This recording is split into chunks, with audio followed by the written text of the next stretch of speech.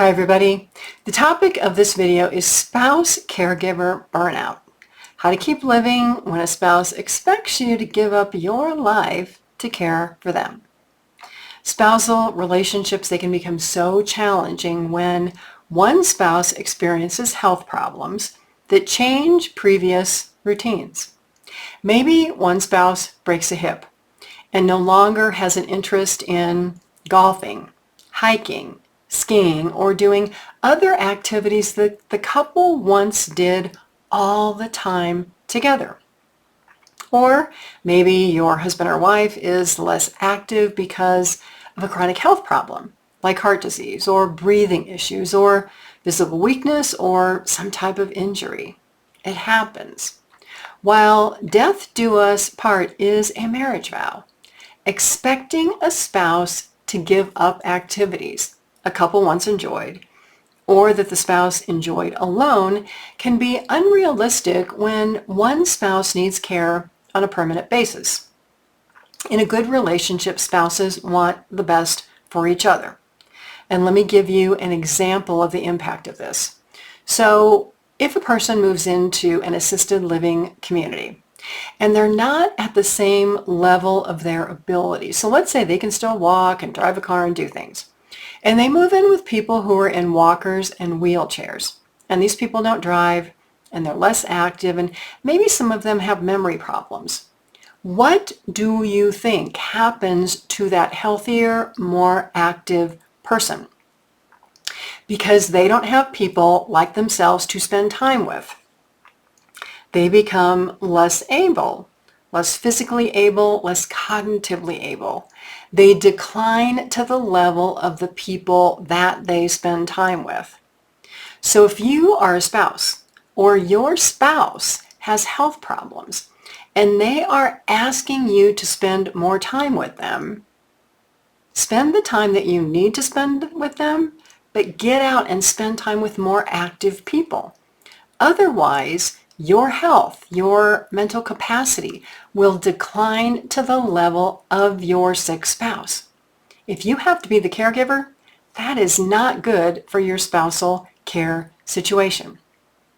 So if you're a spouse, have you discussed how the potential problems of a spouse may affect your marriage in the future and how you're going to deal with this? Being supportive is important.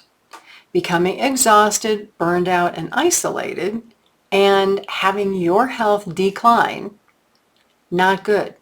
Not good for you as the caregiver, not good for you as the marriage, in the marriage, not good for the person that you care for.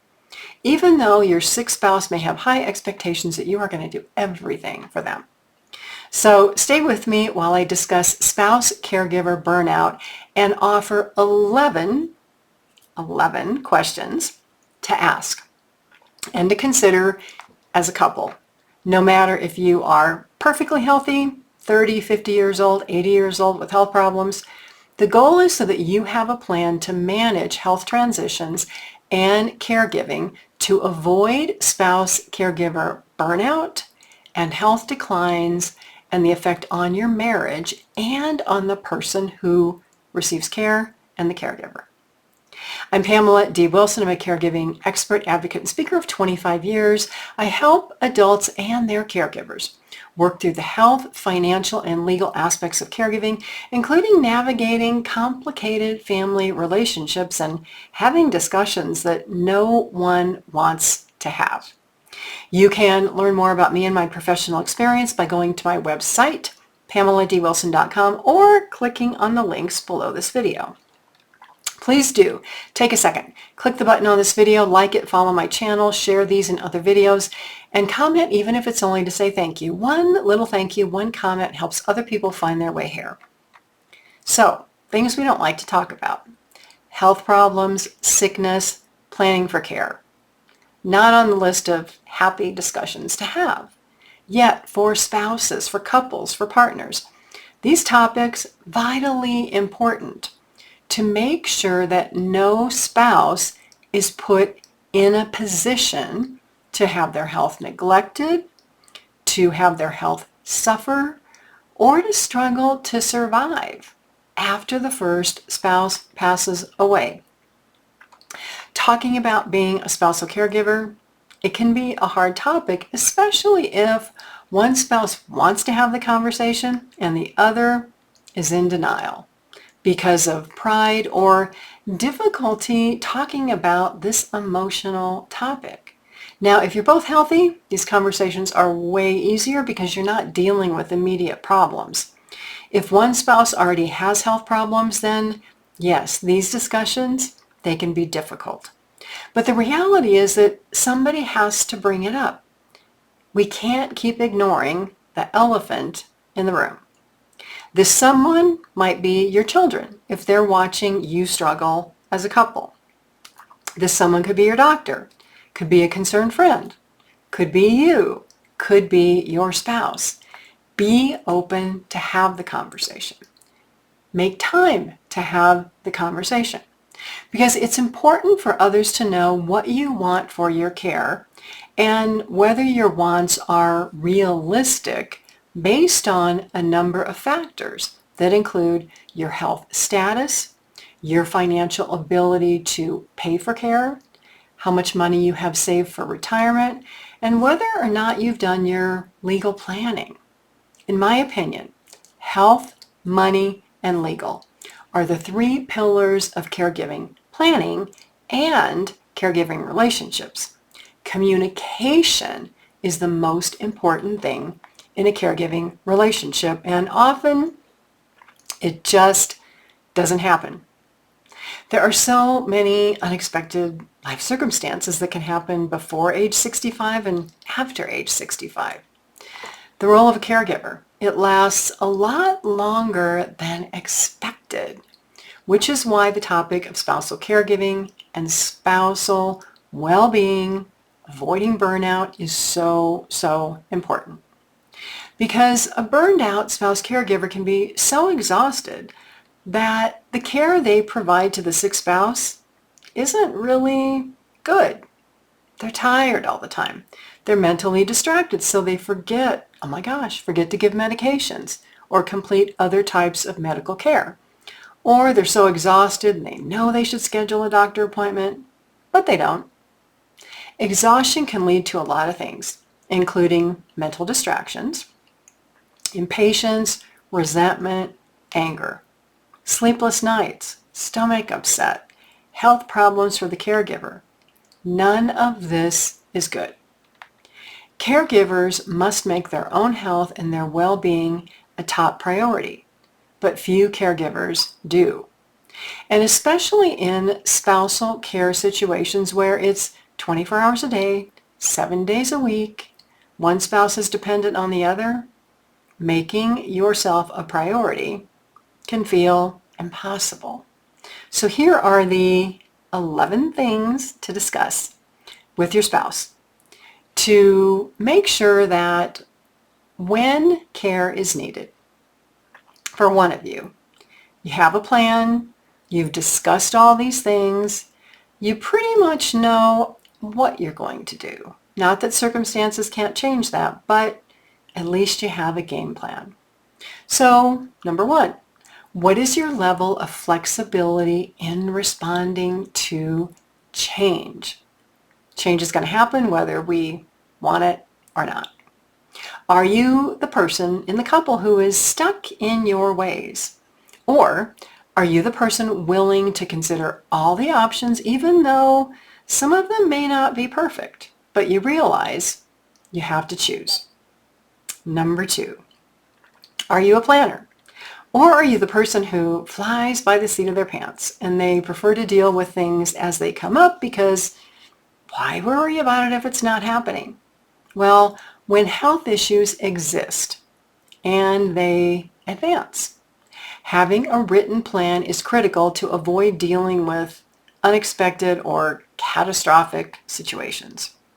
Reacting in crisis mode or constantly feeling anxious and worried about the next thing to happen, it's unnecessary, and it only builds caregiver stress, anxiety, and exhaustion. Number four, have you talked about what you would want for your care If you were diagnosed with a life-ending illness or a life-affecting illness, things like cancer, diabetes, Parkinson's. Number 5, what happens if you are diagnosed with memory loss? Or you're physically injured in a car accident, something else happens, and you need total care. What does that situation look like for you? Are you expecting to remain at home with care? How will you pay for that? Or would you be okay moving into a care community or a nursing home if that would be less expensive and give your spouse, who's the caregiver, a little bit of a break? 6, what's your plan? When or if you can no longer do things that you enjoyed as a couple because of a change in health? Are you the person who says, you know what, I'm going to seek out new and interesting activities and things to enjoy? Or are you the person who's like, oh, stay home with me, watch TV with me? Are you going to dwell on all the things that you can no longer do? Next, do you have a positivity bias or a negativity bias? Do you see the positive in everything? Do you see challenges as blessings in disguise, as learning opportunities? Or is life this endless source of problems and frustrations?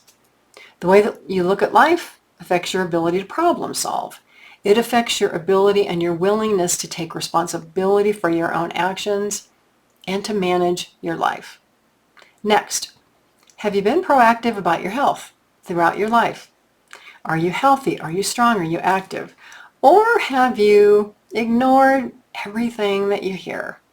Nope, not going to exercise, not going to eat healthy, I'm going to eat all the junk food I want, going to sit on the couch, not going to exercise, and now what's happened? You have health problems to deal with.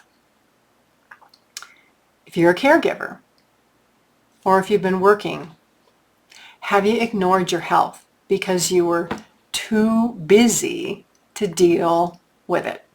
And now you're faced with multiple problems: high blood pressure, diabetes, maybe you're overweight, breathing problems, arthritis. Now you have all these problems that you can't reverse because you ignored them, but you can manage them. Next question. Do you expect your spouse, your children, or somebody else to wait on you, to take care of you, to solve your problems? If you do, that's unrealistic. It might happen for a short period of time, but it's not a long-term possibility for anybody. Have you saved financially for retirement and costs of care? How much money is in your retirement account, in your bank account? Do you and your spouse have similar values around health and money and legal planning and the way that you've lived your life? You do if you generally get along and you enjoy the same things, and when disagreements come up, you're kind of on the same side of the disagreement. But if throughout your marriage you've been the spender and the other person has been the saver, you've been healthy and the other person has been unhealthy, you've disagreed about a lot of things, when you get older and there are health problems and one of you is sick and one of you is the caregiver, that's going to be more challenging if you don't have these discussions today. This list of questions around spouse caregiving can help you begin the conversation so that you're clear on what you and your spouse want for care when needed, and if this is even possible based on your current health status, your past habits, your present habits, what you're willing to do, your flexibility, how much money you've saved or not saved, proactive, not proactive, positive or negative. So my advice is, once you know what you want, create a plan. Don't leave anything to chance. Don't leave it to memory. Don't leave it to verbal discussion. Place your wishes in writing. Make them known. If necessary, make them legally binding, which is an estate plan. Be realistic and review your plan with your spouse at least once a year. Talk about these things. And if you have children, make sure that they are aware of your choices, because they may be the ones to eventually help you care for your spouse and care for you if you are the surviving spouse. I thank you all so much for being here. I'm Pamela D. Wilson, a caregiving expert, advocate, and speaker with 25 years of professional experience helping older adults and their caregivers manage the health, legal, financial, and family dynamics and conversations of caregiving. You can learn more about me on my website, PamelaDWilson.com. You can go below this video. There are plenty of links, plenty of videos here on my website. I thank you all so much for being here. I'll see you all again soon in another video.